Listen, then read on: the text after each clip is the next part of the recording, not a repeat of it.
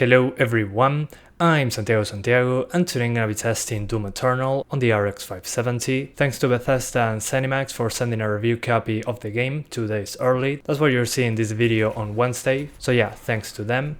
So first of all, sorry about the music, I didn't want to take any chances, I got burned too many times. So this time around I'll show you two things. The game with a static resolution, so the resolution I chose will be the same across the entire gameplay. And then I'll show you the same thing by using dynamic resolution, since it helps quite a bit if your GPU is struggling to hit certain frame rate targets. I'll talk more about dynamic resolution in a second. In the options menu, my first recommendation, if you have 4 gigs of VRAM as an example, is to put textures on high. If you have 6 gigs of VRAM, use ultra, and if you have more than 6 gigs, use the nightmare option. Then if you have 3 gigs of VRAM, use medium or low. And if you want to lower the settings to improve performance, the individual options that helped me the most were shadows, reflections, directional occlusion, lights, particles, and volumetrics. Lower those together if you want a performance boost.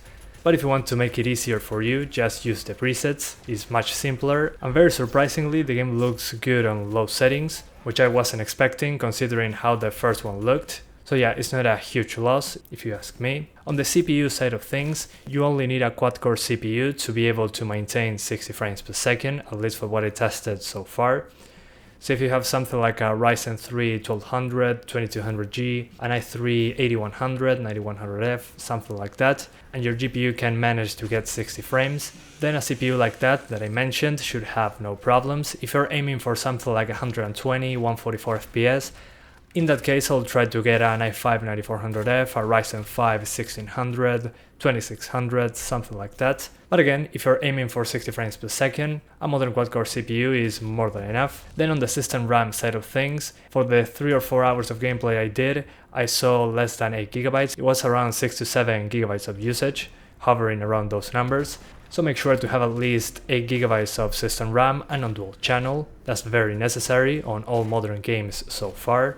For the testing, I went into one of the first levels, and I'll show you a place with a good draw distance plus a few enemies on screen, so that will be combat plus a good amount of enemies, effects, all that good stuff. The performance usually suffers when you're looking into the distance. There are many enemies on screen and many effects as well, especially in the earth levels. The other ones didn't seem to be that bad on the GPU, so yeah, keep that in mind. When an effect is very close to the camera, it will drop performance quite a bit. So when you're fighting many enemies at once, maybe you turn some of them on fire, freeze some others, and you get close to them.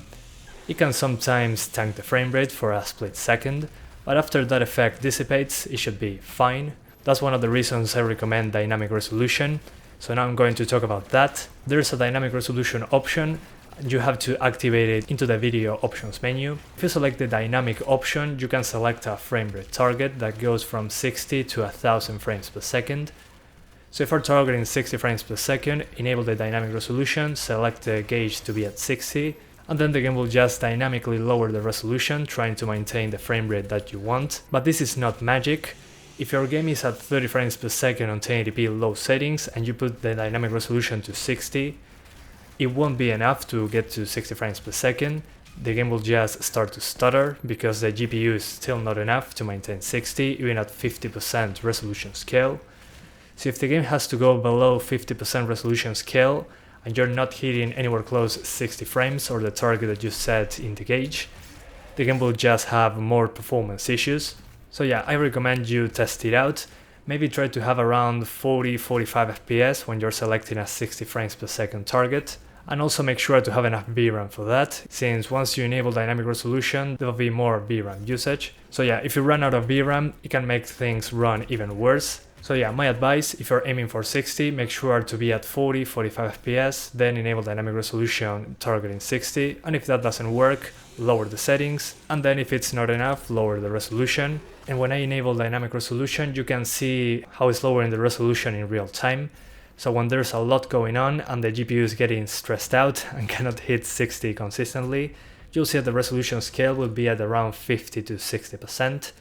So you can have an idea on how the game is lowering the resolution in real time by just looking at the metrics at the right of the screen. Very useful. I really like that they implemented that in the game itself. More games should have dynamic resolution by default. But yeah guys, that's about it. If I find a more demanding place in the game, I'll let you know in the description and in the pinned comment. But right now, this is how the game runs. I'm using a beta driver that the developers provided from AMD and NVIDIA. So probably the game ready drivers on Friday will be slightly better than this ones. Only time will tell.